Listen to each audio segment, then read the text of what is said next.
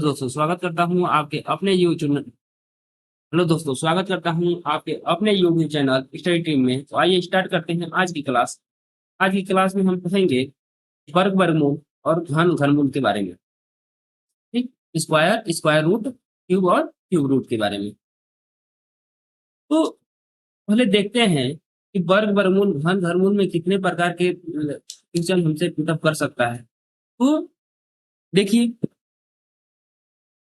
वर्ग वर्गमूल घन घनमूल में हमें एक तो पहला देगा साधारण प्रश्न। फॉर्मूले पर जो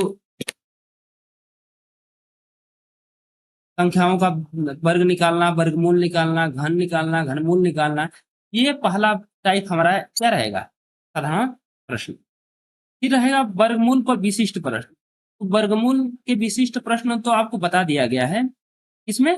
तो ये जो पहला चैप्टर करनी था, जो करनी था, उसमें आपको वर्गमूल पर विशिष्ट प्रश्न बता दिया गया है। फिर भी यहाँ लगभग में 10 क्वेश्चन का अध्ययन हम करेंगे। ठीक है।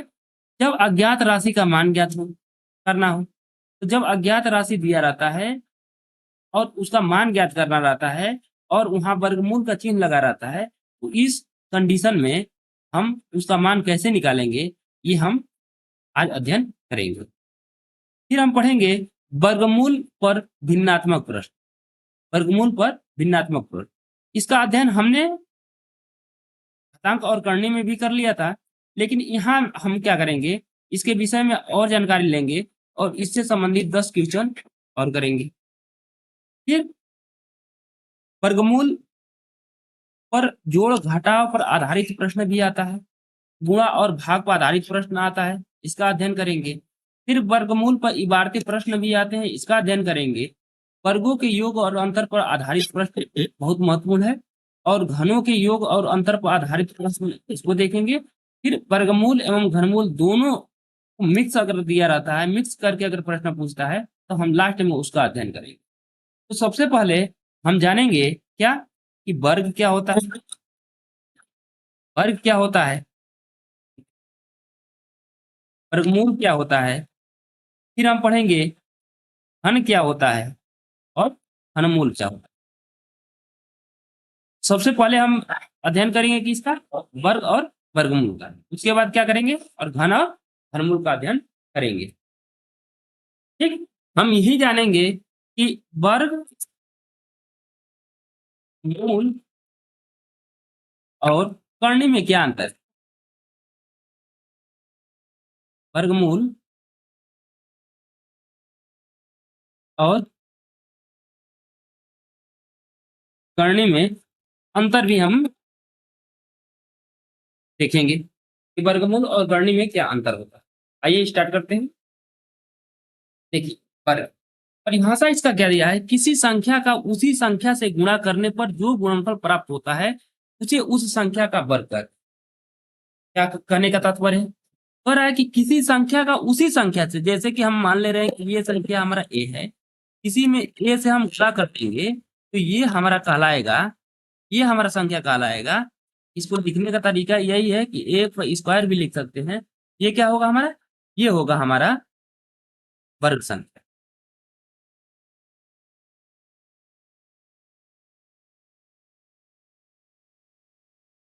किसी संख्या का उसी संख्या में गुणा करने पर जो गुणनफल प्राप्त होता है उसे उस संख्या का वर्ग कहते हैं। ठीक है। तो देखिए, ए है, उसी में ए से गुणा कर दिए हैं, उसी संख्या से गुणा कर दिए हैं, तो ये हमारा ए स्क्वायर, इस ए गुणे ए भी लिख सकते हैं या ए स्क्वायर भी लिख सकते हैं। यही हमारा क्या होता है, यही हमारा वर्ग संख्या होता है। जैसे अगर 5 में हम 5 का गुणा कर दें, 5 में अगर 5 का गुणा कर दें, ये क्या आएगा 25। तो कहेंगे कि 5 का वर्ग जो है ये क्या है, 5 का वर्ग 25 है। इसे लिखने का तरीका होगा, 5 पर स्क्वायर भी लिख सकते हैं, तो 5 का वर्ग जो होगा वो हमारा क्या आएगा, हमारा 25 आएगा। ठीक है। अब 6 का वर्ग पूछेगा कि 6 का वर्ग कितना होता है, तो 6 का 6 में गुणा कर देंगे तो ये हमारा 36 प्राप्त होगा। तो 36 का मतलब कि क्या होगा, यही हमारा क्या हो जाएगा, यही हमारा 6 का वर्ग हो जाएगा। तो अब वर्ग में आपको कोई दिक्कत नहीं होगा, अगर वर्ग पूछेगा तो उसी संख्या का गुणा कर देंगे, जो गुणनफल आएगा वही हमारा क्या हो जाएगा, वही हमारा वर्ग हो जाएगा। तो यहाँ हम साधारण बस वर्ग का परिभाषा पढ़ रहे हैं। हम आगे आगे पढ़ेंगे 2 अंकों की संख्या, 3 अंकों की संख्या, 4 अंकों की संख्या, अगर 5 अंकों की संख्या दिया रहेगा तो हम एक लाइन में उसका वर्ग कैसे ज्ञात करेंगे।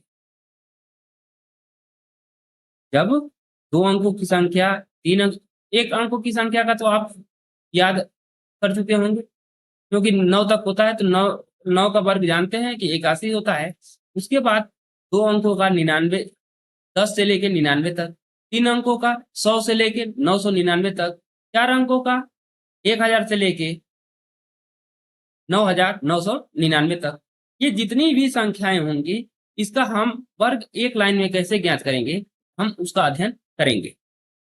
बस यहाँ क्या है, इंट्रोडक्शन दिया जा रहा है, इसका वर्ग क्या होता है, ऐसा समझे। आगे पढ़ते हैं। वर्गमूल किसी संख्या के वर्ग में प्रयुक्त मूल संख्या को उस संख्या का वर्गमूल कहते हैं। क्या मतलब कर रहा है, किसी संख्या का वर्ग, वर्ग किए हैं तो मतलब a गुणे a, ये संख्या का वर्ग किए हैं तो हमें a स्क्वायर प्राप्त हुआ है, a स्क्वायर प्राप्त हुआ है। इसमें मूल संख्या क्या है, इसमें मूल संख्या a है, a ही का तो एक बार गुणा किए हैं तो ये a स्क्वायर प्राप्त हुआ है। तो यही मूल संख्या जो है, इसमें मूल संख्या क्या है, मूल संख्या इसमें a है, तो यही a को ही क्या कहेंगे, a को ही a स्क्वायर का क्या कहेंगे, वर्गमूल कहेंगे। समझ में, जैसे ये 25 हो गया, 25 को क्या लिखें, 5 गुणे 5। इसमें मूल संख्या क्या है, 5 का गुणा करने के, 2 बार गुणा करने के बाद ही तो ये 25 हमें प्राप्त हुआ है। तो हमारा यहाँ मूल संख्या क्या है, हमारा मूल संख्या 5 है, तो इसका वर्गमूल क्या हो जाएगा, 25 का वर्गमूल जो हो जाएगा हम कहेंगे कि 5। 25 का वर्गमूल कितना होगा, ये ए वर्गमूल, ए स्क्वायर का वर्गमूल क्या है, ए है। ठीक है। अब इसी प्रकार किसी भी संख्या का, जैसे कि अगर 36 का पूछ दे, 36 का वर्गमूल पूछ दे, क्या पूछ दे, हमसे वर्गमूल पूछ दे कि 36 का वर्गमूल क्या होगा, तो 36 किससे मिलकर बना है, तो ये 6 गुणे 6 से। इसमें मूल संख्या क्या है, इसमें मूल संख्या 6 है, तो यही हमारा क्या हो जाएगा, यही हमारा 6 इसका वर्गमूल। ये बात समझ में आ गई। तो आपको वर्ग और वर्गमूल में दोनों में अंतर समझ में आ गया होगा। अब आइए पढ़ते हैं कि वर्गमूल और करनी में क्या अंतर होता है। क्या पढ़ेंगे, वर्गमूल और करनी में अंतर।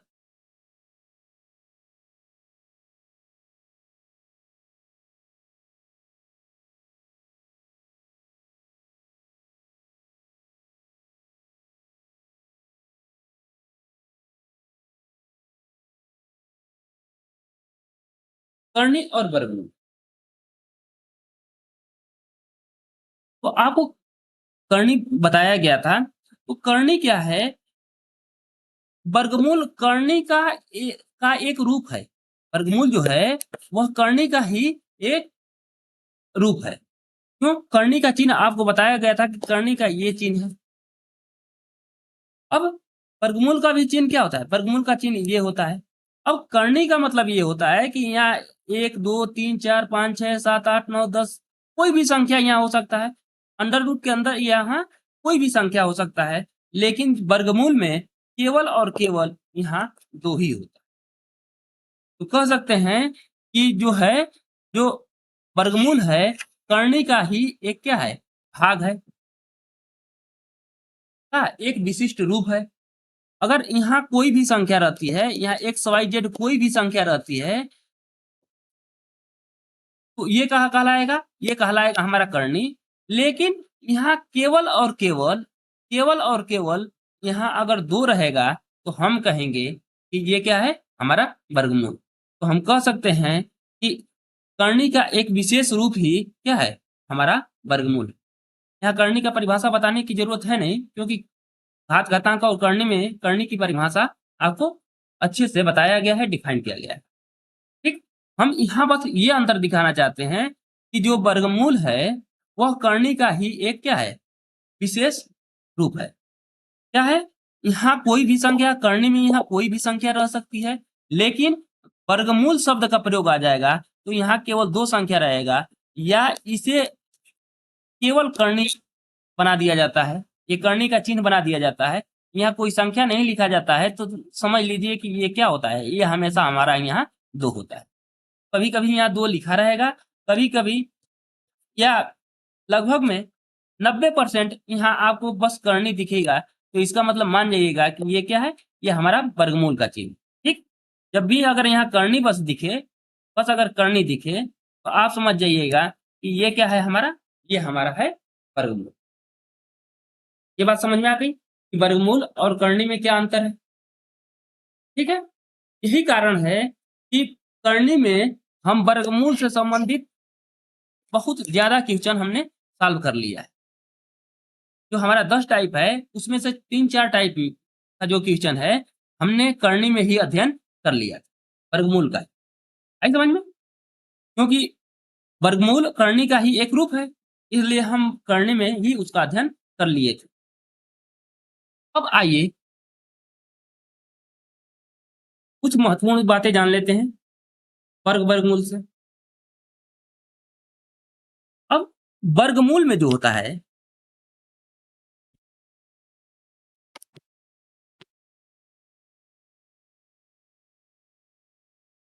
वर्गमूल में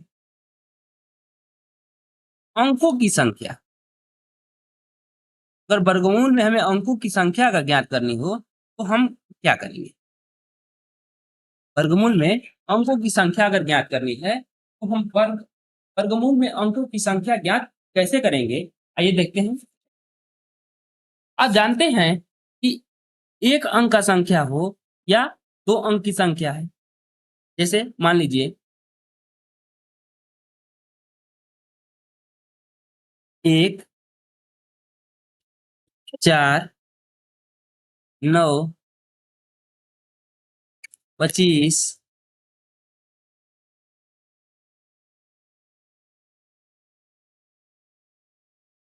50,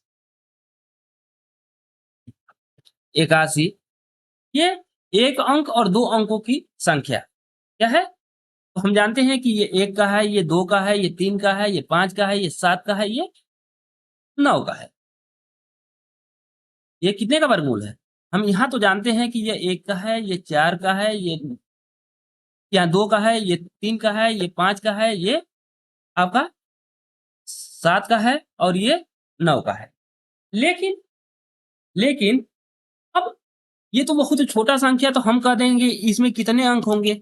1 का वर्गमूल में तो आप कहेंगे 1, 4 के वर्गमूल में कितने अंक होंगे, इसके वर्गमूल में कितने अंक होंगे, तो 4 का वर्गमूल कितना होता है 2, ये तो हम जानते हैं। 25 में कितने होते हैं, तो ये जानते हैं, ये 5 का है तो 1 अंक होता है। 49 में हम जानते हैं, ये क्या है, ये है 7 का, इसमें कितने अंक है, तो 1 ही अंक है। 81 में कितने अंक है, तो इसमें भी 81 का वर्गमूल कितना होगा, 9 होगा, तो इसमें भी 1 ही अंक है। लेकिन अब बताइए कि अगर आपको हम दे दें कि 86, 41, 91, 35, 80, 25, अभी इसमें हम पूछें कि अब बताइए कि इसके वर्गमूल में कितने अंक होंगे। अगर इसका वर्गमूल निकाला जाएगा तो वर्गमूल में कितना अंक आएगा, या आपसे पूछ दें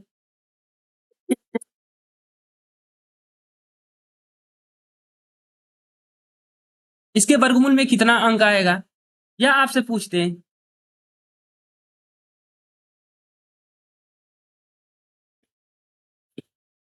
इसके वर्गमूल में कितना अंक है।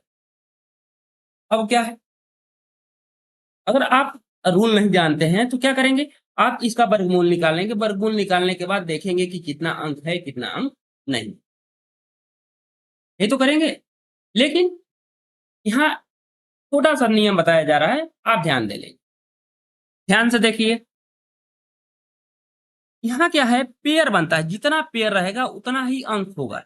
अब कहेंगे पेयर बनाएंगे दो दो का, वर्गमूल है तो वर्गमूल मतलब कि करनी के अंदर क्या लिखा रहता है, दो, तो इसमें दो लिखा रहता है, तो अगर तीन लिखा रहेगा तो तीन का पेयर बनेगा, दो लिखा रहेगा तो दो का पेयर बनेगा, चार लिखा रहेगा तो चार का पेयर बनेगा, पांच लिखा रहेगा तो पांच का पेयर बनेगा। तो यहाँ क्या है, जो वर्ग है उसमें देखेंगे कि कितना पेयर बन रहा है। यहाँ देखिए, यहाँ तो देख रहे हैं कि पेयर बन ही नहीं रहा है, तो इसका मतलब कि इसके आगे जीरो बढ़ाकर एक तो पेयर बना ही सकते हैं, इसके आगे जीरो बढ़ाकर एक पेयर इसको बना सकते हैं, इसके आगे जीरो बढ़ाकर एक पेयर बना सकते हैं। अब यहाँ 25 में एक पेयर है, 49 में एक पेयर है, 81 में एक पेयर बन रहा है, दो का एक पेयर बन रहा है, यहाँ 49 में एक पेयर, 25 में। तो अब क्या है, यहाँ देखिए 9 था, एक ही अंक था, तो यहाँ एक जीरो बढ़ा के इसका भी एक पेयर बना लिए हैं, यहाँ जीरो बढ़ा के एक पेयर बना लिए हैं, यहाँ जीरो बढ़ा के पेयर बना लिए हैं।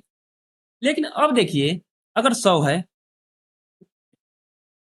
100 है तो क्या करेंगे, 100 के आगे एक एक जीरो बढ़ा के पेयर बनाएंगे, अब पेयर बनाएंगे। अब देखिए, एक छोटा सा रूल यहाँ ध्यान दीजिएगा आप, यदि सम संख्या है, यदि सम संख्या हो तो सीधा सीधा आप अंकों की संख्या में दो का भाग कर दीजिए। क्या करिए, अगर सम है तो अंकों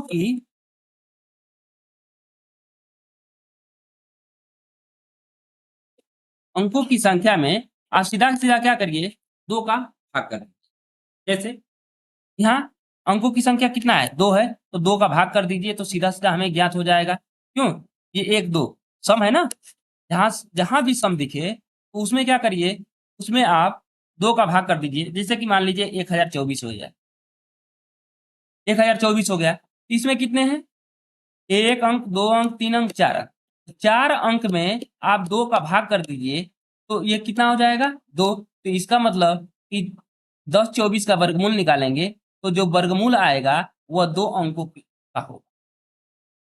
ठीक, 1024 जानते हैं किसका वर्गमूल है, ये है 32 का। ठीक है, तो इसमें कितने अंक है, एक और दो अंक। तो हम किसी भी संख्या को देखकर हम कैसे निर्धारित करेंगे कि इसमें इसके वर्गमूल में कितने अंक आएंगे। तो इसके लिए क्या है, इस जहां भी सम देखिए, सम में अंकों की संख्या में सीधा सीधा आप दो का भाग कर दीजिए।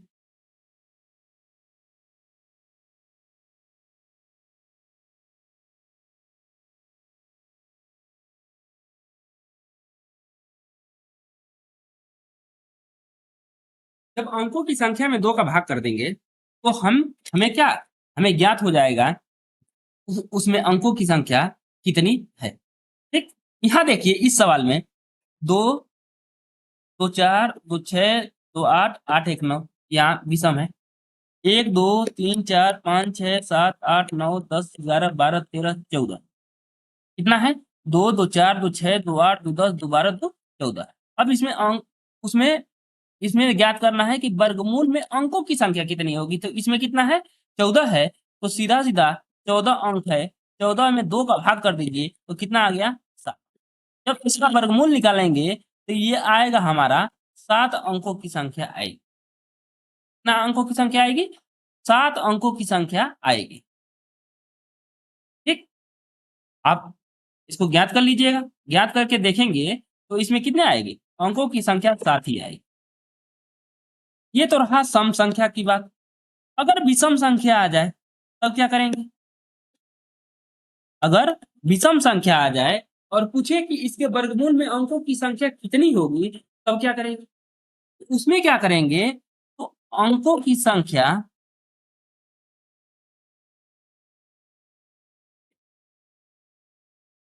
अंकों की संख्या प्लस 1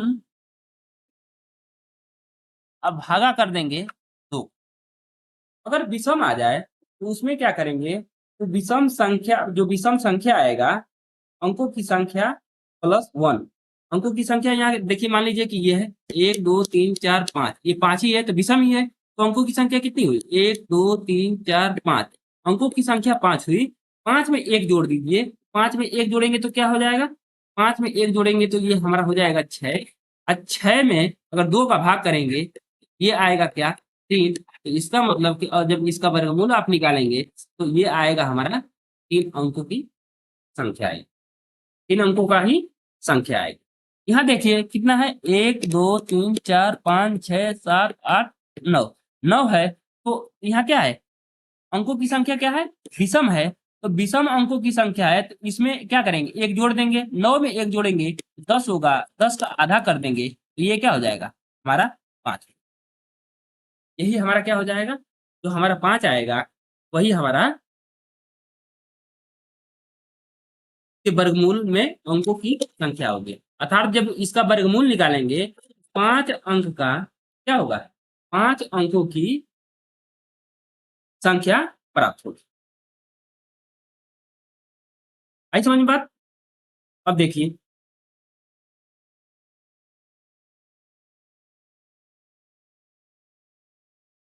एक और उदाहरण लेते हैं। अगर हम पूछे आपसे,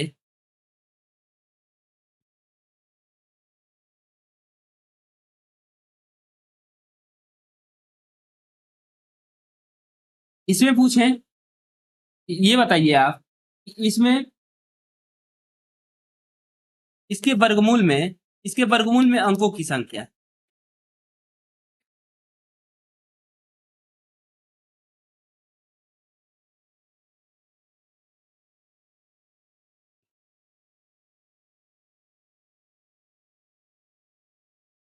थे कि इसके वर्गमूल में अंकों की संख्या कितनी होगा।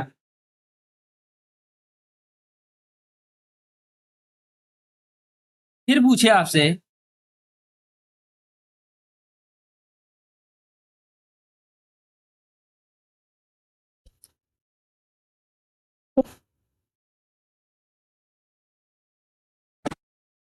बात पूछे कि इसके वर्गमूल में अंकों की संख्या कितनी होगी, तो आप आसानी से ज्ञात कर लेंगे।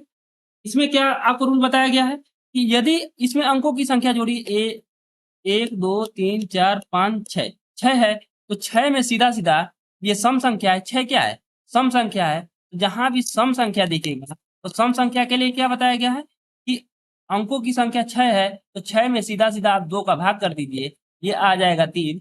यही हमारा क्या हो जाएगा, वर्गमूल में अंकों की संख्या हो जाएगा।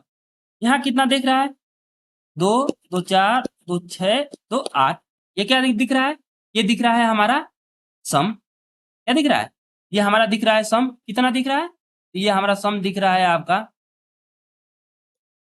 8।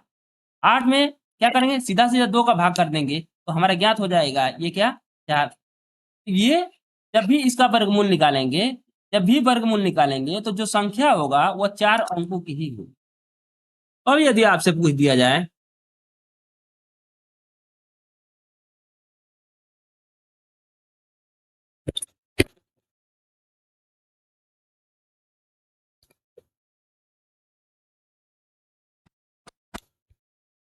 अब पूछ दिया जाए कि संख्या इतना में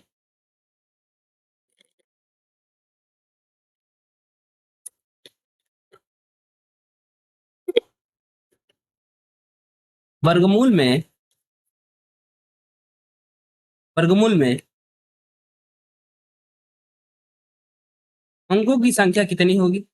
अंकों की अगर संख्या पूछ दे तो इसमें जोड़िए, 2 2 4 2 6 2 8 2 10 1 11, कितनी संख्या हो गई, संख्या 11 हो गई। तो ये 11 संख्या क्या है, विषम है। तो विषम के लिए क्या बताया गया है, विषम के लिए बताया गया है, क्या करिए कि आप 11 आ रहा है तो 11 में 1 प्लस कर दीजिए और 2 का भाग कर दीजिए, 11 1 12 हो जाएगा। अब 12 में 2 का भाग करेंगे तो ये हो जाएगा हमारा 6। जब इसका वर्गमूल निकालेंगे तो ये हमारा क्या आएगा, ये हमारा 6 अंकों की संख्या है। ये बात आपको कंफर्म हो गया कि कभी भी अगर वर्गमूल में अगर अंकों की संख्या ज्ञात करनी हो तो हम कैसे ज्ञात करेंगे। पहले हम उसे संख्या को काउंट करेंगे कि कितनी संख्या है, अगर सम आता है तो उसमें सीधा सीधा 2 का भाग करके हम निकाल लेंगे। यदि काउंट करने पर अगर विषम अंक आते हैं, अगर विषम आता है तो उसमें 1 जोड़ेंगे और उसमें 2 का हम भाग कर देंगे। देखते हैं।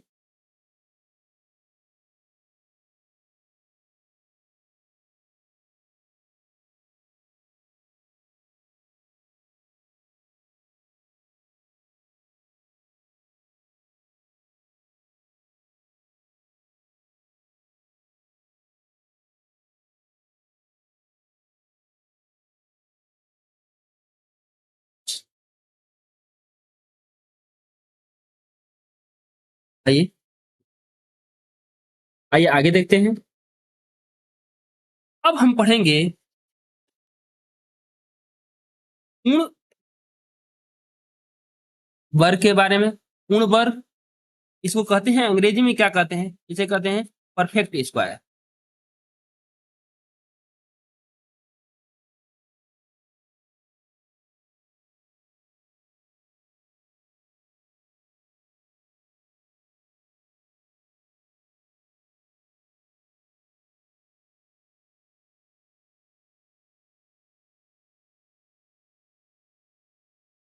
ठीक, हम क्या पढ़ेंगे, पूर्ण वर्ग या परफेक्ट स्क्वायर, कि कौन संख्या पूर्ण वर्ग है, कौन संख्या पूर्ण वर्ग नहीं है, हम देखकर हम कैसे पता करेंगे।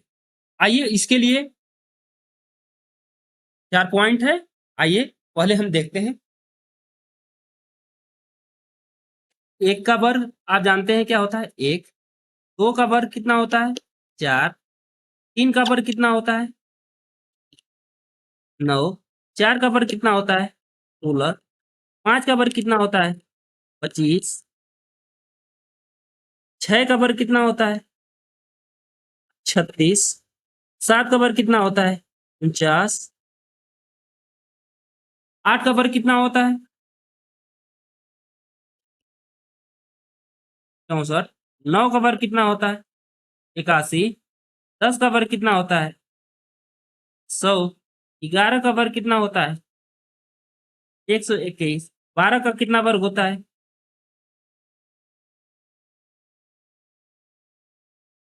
13 का वर्ग कितना होता है, फिर यहाँ इसी प्रकार 14, 15, 16, 17, 18, 19, 20, 21, 22, 23 और ये 24। अब हम बताएंगे कि केवल 24 तक ही हमने वर्ग क्यों लिखा है। कम से कम हमें 30 तक तो वर्ग याद होना ही चाहिए। तो 13 का वर्ग 169, 196, 225, 256, 289,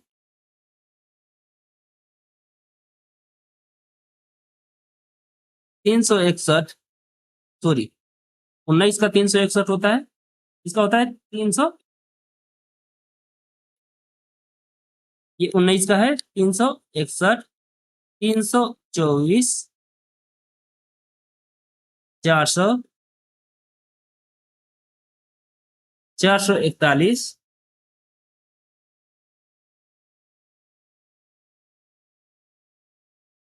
484। 23 का वर्ग कितना होता है, तो 23 का वर्ग आपका होता है 529 और 24 का वर्ग होता है 576।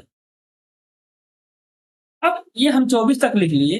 अब देखिए हम आगे बढ़ते हैं 25। 25 का वर्ग कितना होता है, 625। 26 का वर्ग कितना होता है,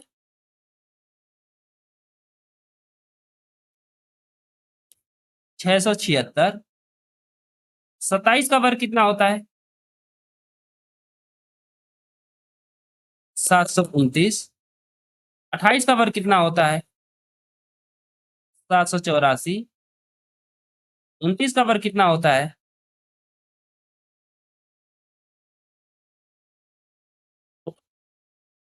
841। और 30 का वर्ग कितना होता है, ये 30 का वर्ग होता है आपका 900।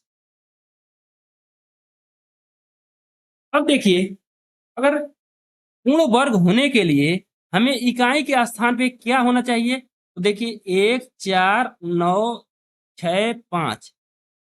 अब परफेक्ट स्क्वायर होने के लिए जो इकाई का अंक है, जो इकाई का अंक है, इकाई के अंक पर,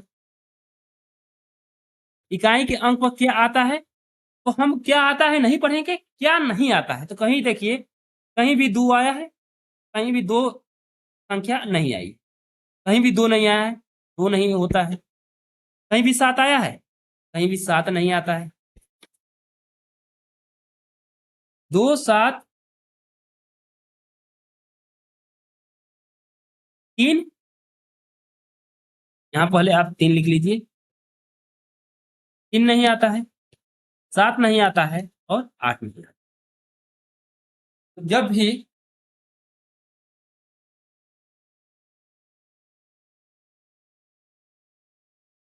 कभी भी पूर्ण वर्ग, जब भी कोई भी संख्या पूर्ण वर्ग रहेगा तो उसके इकाई के स्थान पे 2 3 7 8 नहीं आता है। क्या होता है? ये संख्याएं नहीं आता है। क्या नहीं आता है? 2 नहीं आता है, 3 नहीं आता है, 7 नहीं आता है, 8 नहीं आता है। जब भी इकाई के स्थान पर अगर ये आप 4 संख्याएं अगर दिया हो तो समझ लीजिए कि वह पूर्ण वर्ग संख्या नहीं, वह पूर्ण वर्ग संख्या नहीं है। ठीक? तो इकाई के स्थान पे क्या नहीं आना चाहिए? 2 नहीं आना चाहिए, 3 नहीं आना चाहिए, 7 नहीं आना चाहिए और 8 नहीं होना चाहिए। ये अब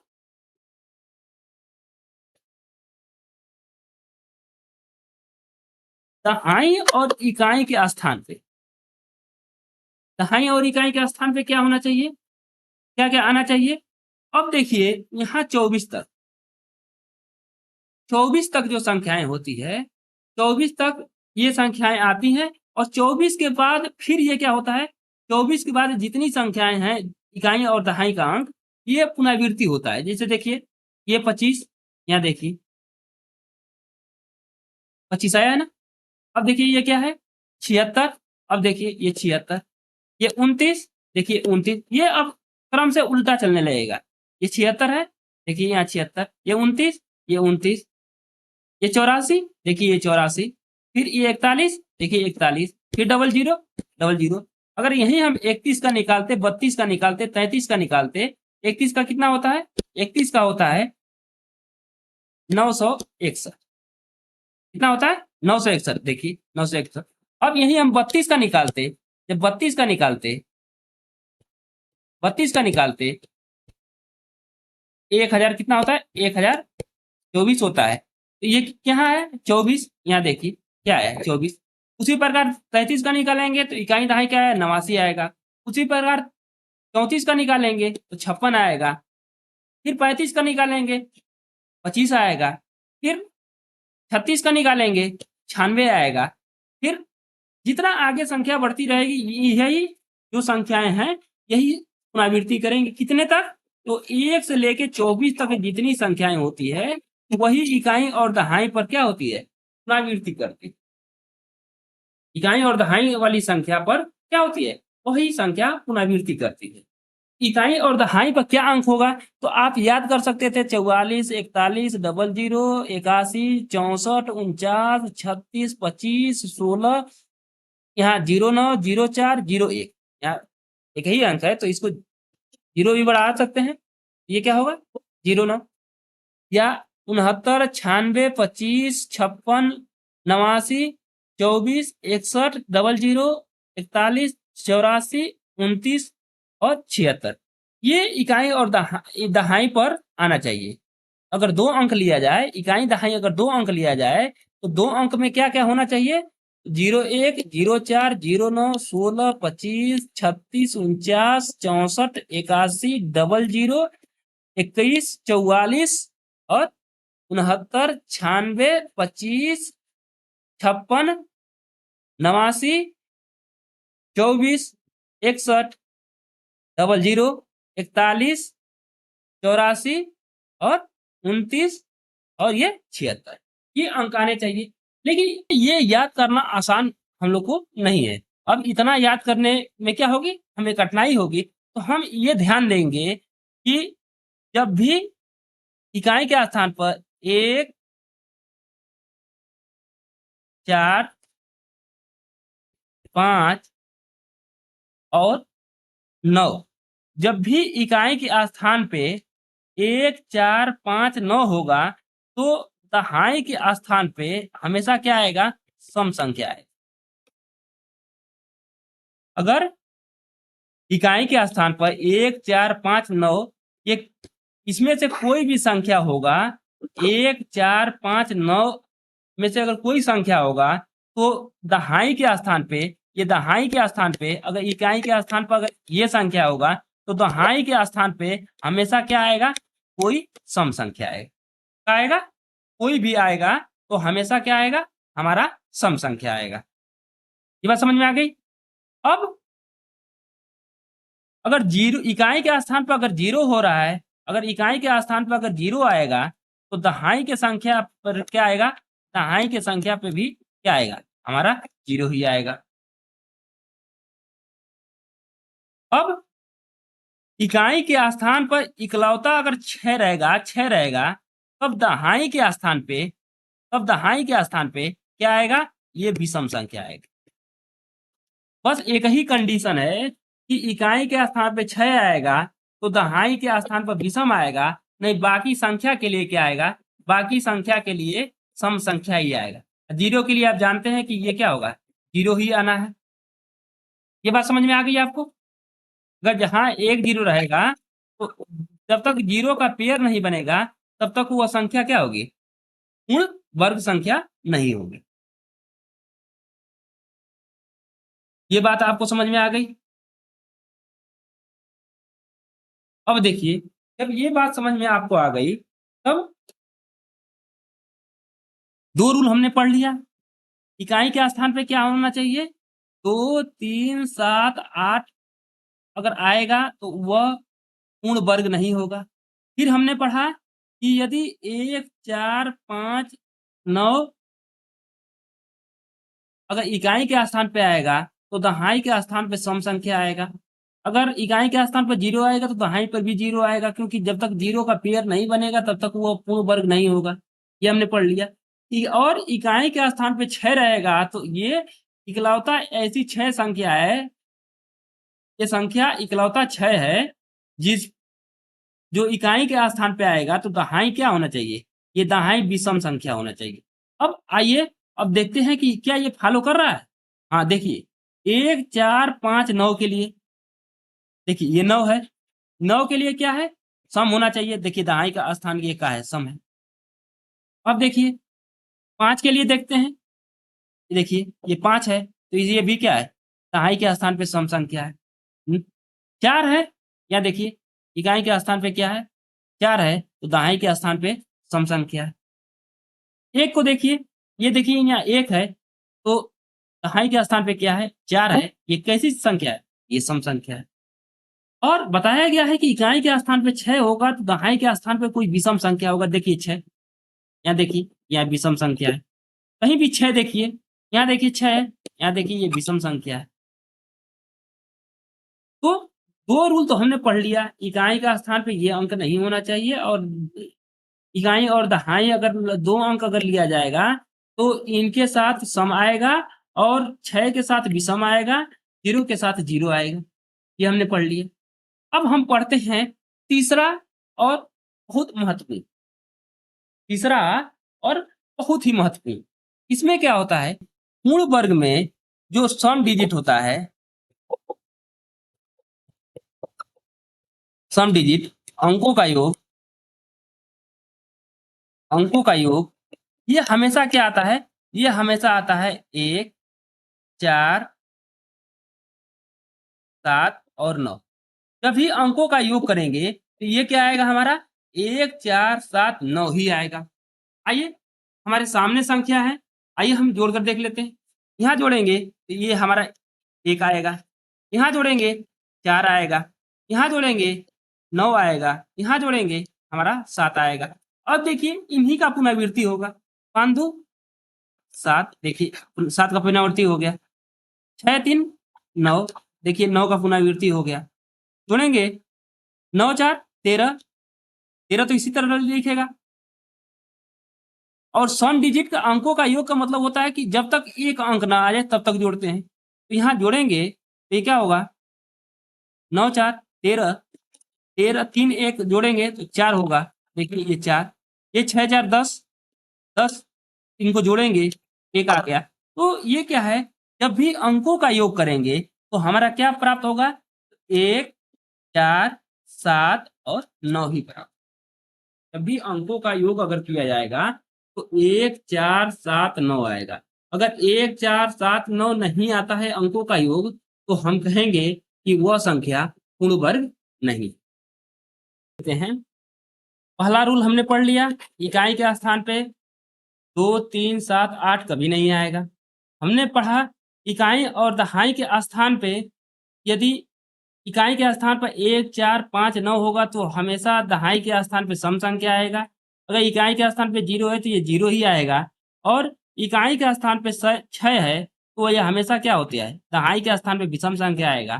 फिर हमने पढ़ा अंकों का योग के विषय में कि ये इसमें क्या होता है, सम डिजिट क्या होता है, तो सम डिजिट हमेशा 1 4 7 9 आता है। और लास्ट, ये पहला रूल हो गया, ये दूसरा हो गया, ये तीसरा हो गया और लास्ट रूल ये है कि यदि पूर्ण वर्ग संख्या है तो अगर उसमें हम 8 का भाग देंगे तो जो शेष होगा हमेशा 0 1 और 4 बचेगा। क्या बचेगा? हमेशा 0 1 और 4 बचेगा। ठीक है, अब हम कल पूर्ण वर्ग परफेक्ट स्क्वायर से संबंधित 5 क्वेश्चन सॉल्व करेंगे। फिर उसके बाद आगे बढ़ेंगे